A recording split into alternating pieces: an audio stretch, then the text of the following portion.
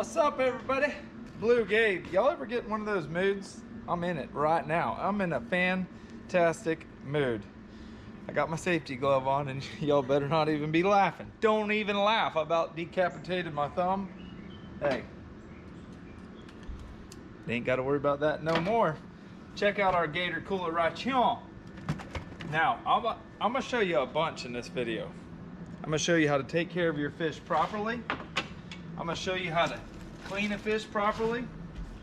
Look at this big one. Now, if you watch my last video, you've already seen some of the fishing trip you're about to watch, but you haven't seen these particular fish get caught. That one right there was caught by yours truly, but that wasn't the star of the show. That was caught by Jake, and it's not the star of the show. Dalton himself, the boy that runs the lease that we hunt in Benel, Florida, caught Mac Daddy. Look at that, boys and girls. Now, gags like this get bigger than this, but on the West Coast, what we call shallow water gags, less than 60 feet, that's a home-grown one, and that's, I just hit the rod in case you were wondering, and that's what Hang 'em High Sport Fishing Charter is known for. They catch them this big in like as shallow as water is 12 foot. So let's take it back to Crystal River. We're with the Hang 'em High Sport Fishing crew on their beautiful 34-foot Freeman. And let's watch us catch these awesome fish. Really quick before we go, we're using some Beyond Braid 60 to 80 pound fluorocarbon with a little 1/4 ounce lead in live pinfish that we pulled out of pinfish traps that Blake and Clay set. Every morning they go fishing. That's all they use for bait is live pinfish. So let's go fishing. I think I'm gonna show you me catching this one first, then Dalton catching this Mac Daddy. And when you get back, I'm gonna show you how to clean them. That's a good one. He decided to jump on the old red, white, and blue.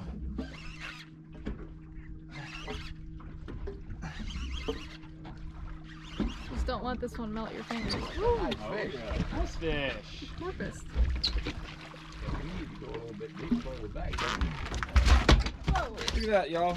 Looks like a mixture between a smallmouth bass and a largemouth bass. And twice as mean. Bites like a bluegill.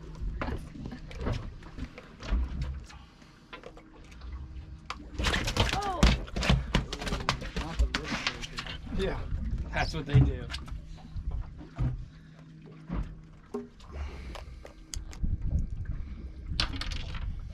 Dalton, can you already taste them?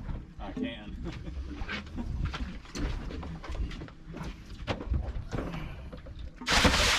Come on, son, just crank and reel. Oh, I hope I don't get hit right now for once. I'm telling you. Y'all check out that new American colored Beyond Braid. It's a big one. It's the one we came here for. Nice and easy.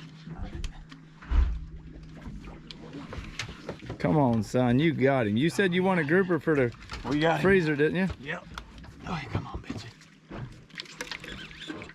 Nice and easy. Comes up here, I'm gonna grab it. Keep going.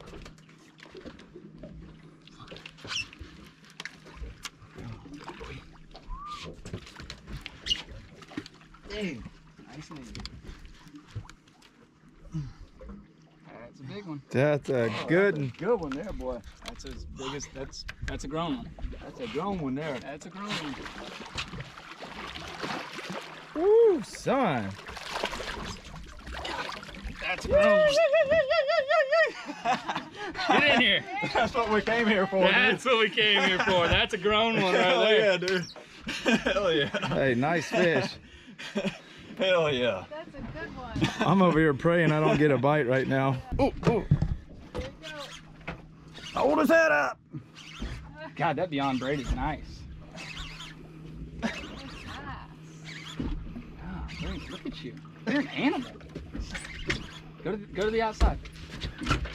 Landing him in the middle is never a good idea. Oh, Hey. check him out. He's almost as big as Dalton. He's almost. This is. Mine would eat that thing. I got Dalton's. Hey, What a He fish. just poopied it all over you. That's okay. Let's see how big the big boy weighs.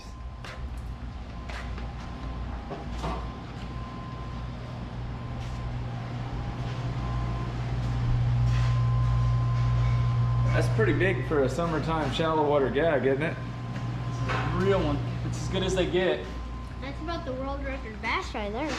Yeah, that is fun fact right here. Give it to me. Jake said that's almost the world record bass. It is actually. Look at that box of fish though. Yeah, that fish right there was a pulling machine. Even these smaller ones pull, and these big beautiful mangroves pull as well, but nothing fights like a big gag. So right here I have all the mangroves. Well, not all of them, half of them, because I give Dalton the rest. You notice how I have 2 layers? When I flay them, fresh water doesn't touch them. I clean them with a knife, debone them, and then I lay them on paper towel. While I'm cleaning the rest of my fish, I can lay them right here in my cooler, and everything is hunky-dory. Now, if you notice, we have a lot of these Gator coolers. You can have them custom designed with your own logo. This is Kelly's. This is my smaller cooler that has an awesome handle on it with my BG logo. And this is my biggest cooler with a beautiful picture of me and my 2 boys. That's a kingfish, a mutton, and a lane snapper. You can't see it really well now because it's wet, but when it's dry, you can see it so well. All these coolers have dividers that are cutting boards if you want them. And if you want one of these coolers, you can go on Gator Coolers. The link is in the description below, and use my promo code Bluegabe, or even Kelly's promo code. What is it? Island Key. Island Key, and you can save 10%. That's a lot because these coolers aren't cheap. Which one should I start with? Do the big mangrove. I'm glad you picked the easiest first. All right, big mangrove first. Now, in the first video from Crystal River, which was the video that went out yesterday, but you're watching it now, so who knows? It's the first one of these 2 videos. We were catching these giant mangroves on shrimp and 12-pound test fluorocarbon. This is my Danko 7-inch Pro Series. Make a slit right there. Come right down their backbone, stick it right out their tail, and cut it off.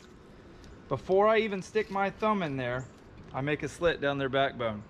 Then I stick my thumb in and my pointer finger, and I start making that cut up. Pop that pin bone. Now I can cut towards myself because I have these gloves on. And I do recommend using it because it took me about 30 years before I almost cut my finger off. But now that I did, I use it and it works flawlessly. Look at that. Big old chunk of mangrove snapper. Now, because I'm going to clean the grouper and the mackerel, I'm going to take this fillet and lay it on ice, but not in water. I'm going to take the other half of this fish and lay it in here and finish it when I'm done with the rest of the fish. When you have a big fish, you better use a big knife. This is my Danko 9-inch. Now, I'm not going to get right up next to the head because I'm going to actually cook this head and the throat. So when you watch me fillet it, don't be critiquing me because I am going to use every square inch of this fish.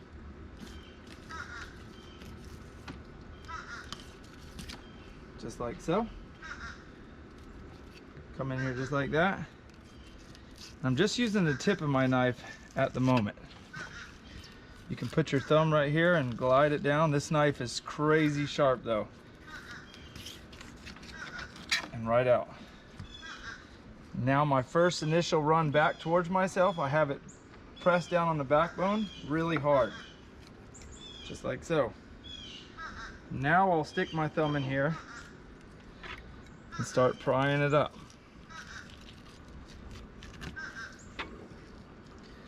I really should be using a towel because this cutting board is slippery.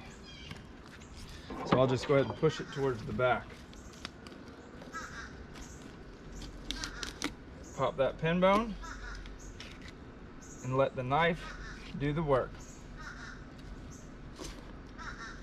Now I don't want to cut in the ribs because I actually want to make grouper ribs.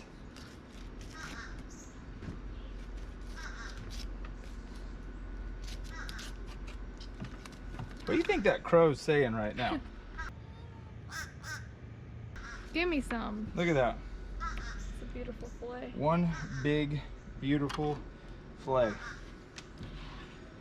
So, I like to do this with my knife a lot, and that cleans any gunk that's on it.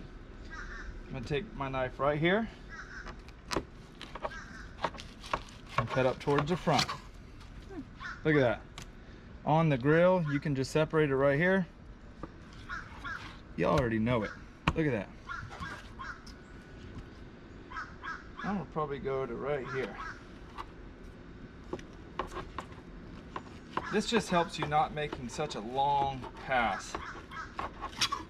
Perfect.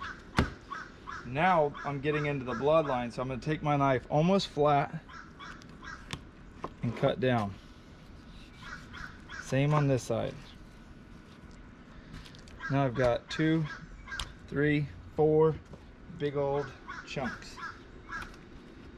I've been out here for the last 3 hours and that crow hasn't said a word. Now we're filming. Look at it.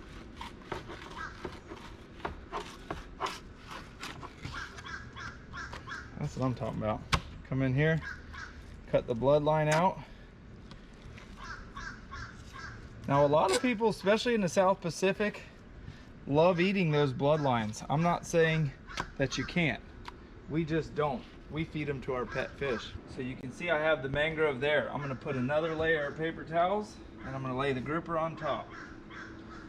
Just like so. I mean, just look at the amount of meat we got there.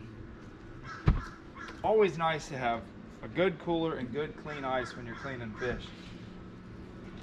This, I'm gonna do it real quick. Y'all have seen me clean a Spanish mackerel before, but this is how it's done. Look at that. Come in here and cut those rib bones out. Maybe if I give that crow a piece of fish, he'll be quiet. Lay that meat down. As you can see, I flayed the other side. Here's the backbone we're gonna save for a soup. Here's all the meat, including the mangrove, that I'm gonna take inside in a minute and show you how to vacuum seal and how to cook some of it. But here's the head. And before I start doing what I'm gonna do to the head, I wanna talk to you guys about a situation that us YouTubers are going through right now. So you've seen, I'm sure, some of your favorite YouTubers that are hunters have been complaining, and some of the channels have actually gotten demonetized. Well, now we're getting a ton of messages about it. So here's my opinion. This is my opinion, so please don't tell me what your facts are, because nobody has facts. It's YouTube. We don't know any facts. This is my opinion. YouTube laid down the laws years ago. This didn't just change. YouTube told us that there was rules and there were certain things that we had to abide by. One, we couldn't have bloody thumbnails, couldn't have really dead animals in thumbnails, even though you've seen videos with that. That doesn't mean it's right. Two, when you monetize a video, so when we upload a video onto the computer, then put it onto YouTube, we then have to monetize it, which means you have to select, is there guns, is there graphic content? And if there is either one of the two, you better select those boxes. It does not affect our income. It just lets YouTube know, okay, there's guns and there's graphic, or vice versa. Then you upload the video, they see if it's good or not, and they send it on its way. Now recently, some channels have been taken down. So now you have big guys just panicking, deleting all their hunting videos. Oh, it's the end. It could possibly be the end tomorrow and my channel could be done when I wake up. But nobody has lost their channel. Woo, a yellow jacket. Nobody has lost their channel. Nobody's channel is gone. Even Seek One's channel, in 30 days, he's eligible to appeal that process, which means he can clean up his videos, change some thumbnails, and possibly get remonetized. One thing that you're not gonna see me or my brother do, which if you don't know who that is, that's Deer Meat for Dinner, and a ton of other guys I'm sure too, we're not gonna just cower down right now and start deleting videos and change everything we do, because we have been following the rules. Again, that doesn't mean that that's why our channels didn't get demonetized. But we can keep our head up high and say that we've always selected the boxes that needed to be selected. We've kept bloody thumbnails off. We don't show much impact shots. And in my opinion, I think YouTube's gonna allow us to keep doing hunting videos. So that hopefully will answer you guys' questions on what's going on. I will repeat myself one more time. There is not a YouTuber on this planet that knows facts. None of them. So it's all just of our opinions, period. That's it. My opinion is if you follow the rules, make good, clean, healthy hunting videos, you can do that without showing the arrow zip through the animal, without showing blood. You can do it. Yeah, I would like to show it, but we knew the rules when we signed up for YouTube. They said don't do that, plain and simple. That's the end of story to me. I hope my channel stays. I hope Seek One's channel comes back. But for the guys that just flipped over and deleted all their hunting videos, oh, it's the end. To me, that was the most cowardly way to go, because that doesn't show anything other than you just got scared and canceled it. We all have bills. We definitely all have bills. But if we stand our ground and make good, clean, ethical content, hopefully YouTube will then see that we're trying and say, you know what, we'll just leave it be. But if you start deleting everything, YouTube can easily say, well, hell, they deleted it, y'all delete it. What's the point of that? So I'm gonna go out on YouTube with my head up high. If they delete my channel or demonetize it, at least I can say I did everything that I was supposed to do right. You're not gonna see AR-15s on my channel. You're not gonna see a lot of stuff that YouTube has been telling us forever not to do. So hopefully you take that as what it is. It's just me trying to explain to you guys the situation we're in. Nobody knows. Right here is in between the two big chunks of the gill. You see their actual gills. This is their gill plate and this is their outer gill plate. I'm gonna come in here and make a slit right here and attempt to cut through, but it's really, really thick. If you follow me for a long time, you've seen me do this on other videos, but I'm gonna show you again. I'm actually gonna switch knives because this one has a serious gill plate. All right, perfect. Just like that. I'm gonna flip him over and repeat. So I'm gonna stick my knife in there. Boom, done. Now I've got that cut apart. See that? Opened it all up. I do not recommend doing this without gloves because you will regret it immediately. Now I'm gonna take this right here and I'm gonna twist it off, but I'm not gonna show you because I'm trying to follow the rules. So just like that, I've removed the gills, obviously washed the blood off. That's sort of my point behind the whole thing. If you shoot an animal, hide the blood. We've all killed animals. We know there's blood involved, but do your best to hide it. Don't show impacts, and I think you'll be fine on YouTube. I hope, fingers crossed, my channel's still here tomorrow. Anyhow, so this is all ready to go. I'm gonna do something a little bit different though. I'm actually gonna take the cheeks out, and that's what we're gonna eat tonight, because I already have another grouper head on the grill. It's super hard, see that? Anywhere there's meat, it's soft. So you just follow the hard part around. Right above his lip. Just like that. And it's like scooping ice cream out. You just follow that bone around. Big old cheek. Now I definitely don't want to see any comments in here saying that I'm calling somebody out, that I'm being rude or cocky. I just gave you the exact thing you wanted, and that's my honest opinion. So once you cut it loose, it just peels right off, just like that. Look at that beautiful grouper cheek. I'm gonna do the other one on the other side, and I will see you guys. Oh, a no-see-em just went up my nose in the kitchen because we got a lot more to show you. Look at here, look at here. Dude, isn't he a lot uglier now? Sorry, my Crocs are squeaking. Look at that, that's a smoked grouper head, slap full of gorgeous meat. Oh, that's hot. Look at the steam.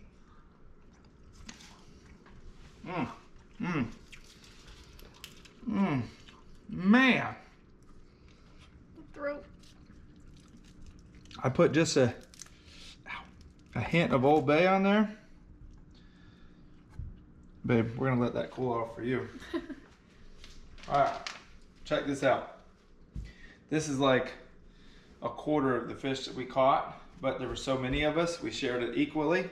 Deer season's coming. We're gonna be doing a lot of traveling, and I love to take fresh fish wherever I go to give away as a gift to whoever's hosting us. Take 2 pieces. You notice I have it all wrapped and paper towel, keeping it dry. This is our outrigger vacuum sealer. It has a scale on it. I'm sure a lot of you have already seen it. If you use my promo code, first you got to go to the link in the description below, but if you use my promo code, like everything else, you can save money. And we have those promo codes solely for you guys to make money. Save money.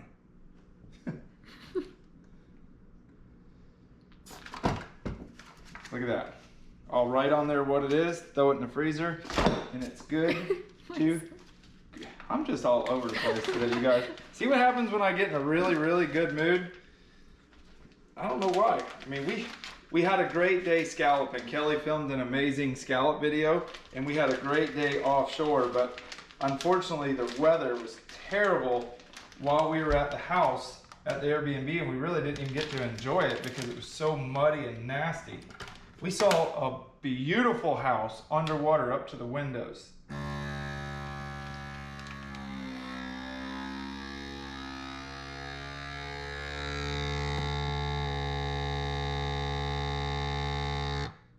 Done dealing. Let's just see how much it weighs. What are you guessing? Wait, let me see it. Gonna zero it out. It's In ounces. Yep. Wait, how many ounces are in a pound? 16. 16. I'm gonna say that's probably like 1.75 pounds. 27.77. Which is Don't even expect me to do that mouth. 1.75 pounds. Just obey. It's actually perfect. It's good. And we still have all the cheek meat in there. We can tear that whole thing apart. And the throat meat is honestly, it's like so much different than the fillet meat. It's kind of like the dark meat of the fish. All right, while she's picking away at that, I'm gonna vacuum seal the rest of this fish. I'm gonna give some to my neighbor on that side of the road, some to my neighbor over here that takes care of Redneck all the time. We will see y'all when we get back. I'm actually gonna cook a dish that has something to do with cornbread and fish. In the meantime, we're gonna stop filming for my channel. We're gonna film for Kelly. She's gotta cook her scallops. So we will see y'all in a minute, but really it's right now. This is how this is gonna go down. You see these two beautiful cheeks? I got some butter popping. This is actually one of the shoulder loins, so I wanna cut it in about the same thickness as the cheeks. I've already cooked the cornbread, I've already cooked the rice. I'm throwing it back southern. This is about as southern dish as you can get, and it's gonna be so good. Made little medallions, just about like so. Gonna do a little bit of salt. I don't want to go too crazy hard on the seasonings though, because there's a lot of seasonings in the next step.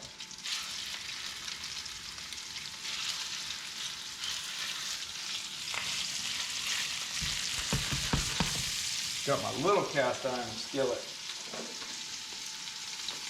Now I only want to just about brown them just for a second.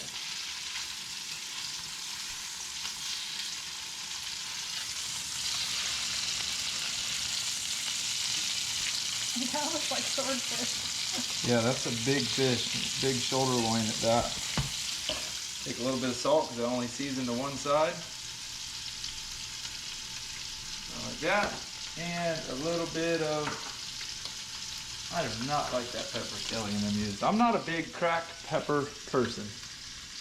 I think I'm gonna do this right here. A little bit of all-purpose can cooker.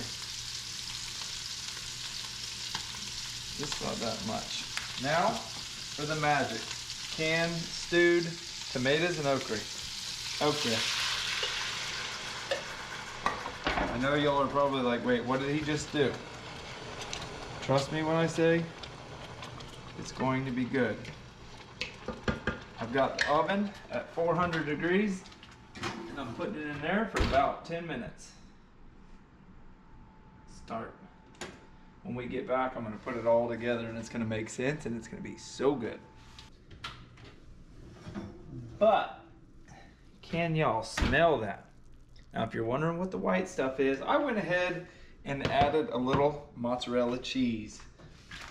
The last 3 pieces that I didn't use, I went ahead and vacuum sealed it, put gag grouper, 9/19/21, and that's a perfect grouper sandwich that I can throw in the freezer. And if Kelly's ever needs lunch or I need lunch, take it out, done, deal. Y'all check this out. Check this out. I cooked a dish sort of like this not too long ago, but it wasn't with the stewed tomatoes. Look at that. Now, one thing I don't want you to forget about is Clay, who owns Hang'emai Sport Fishing Charter. He went out and spent a ton of money and purchased a beautiful airboat to be able to give tours on there in Crystal River, you know, after a fishing trip, or if there's a family that might not even be interested in fishing. He has that boat there and it is so nice. So check it out. Go fishing, get on the airboat. Crystal River is beautiful, it's healthy, it's alive. It's probably the best fishery I know of, and you won't be disappointed. Oh my goodness, oh my goodness, oh my goodness.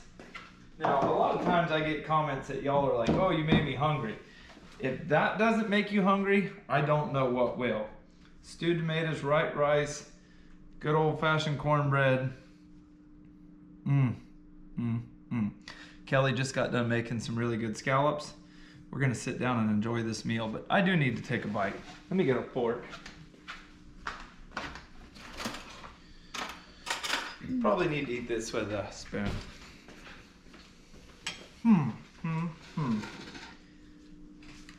Maybe I should let you take the first bite because it's so hot. It's still steaming. Are you hungry? Look at that little nub. Yeah, this is definitely too hot to bite right now, but I'm going in for it because I'm starving.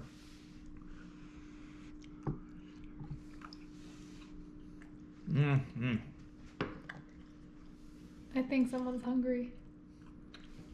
Nope. Me? You? Nope. The eel? Yes. I just fed him, he's fat. Go back to sleep. Babe, I'm gonna get you a little bite. Some cornbread, a little piece of fish. Oh, that's so hot. I better go with a smaller piece of fish.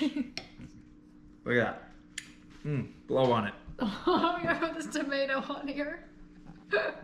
Oh, goodness. Better blow on it.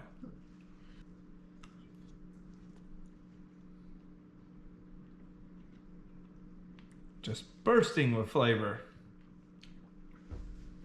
The cornbread does it. That's really, really good. You guys, look at that. Here's your spoon. Oh, eat y'all's heart out. It's the tomatoey and the saltiness, and then the sweet cornbread like makes such a good flavor. Y'all heard her. She said it was amazing. Not that you needed to hear her say that, but she did. She verified it. Anyhow, we're gonna eat this. I've got to edit this whole entire video right now. I'm gonna start in about 5 minutes, and I'll probably edit till 2 a.m.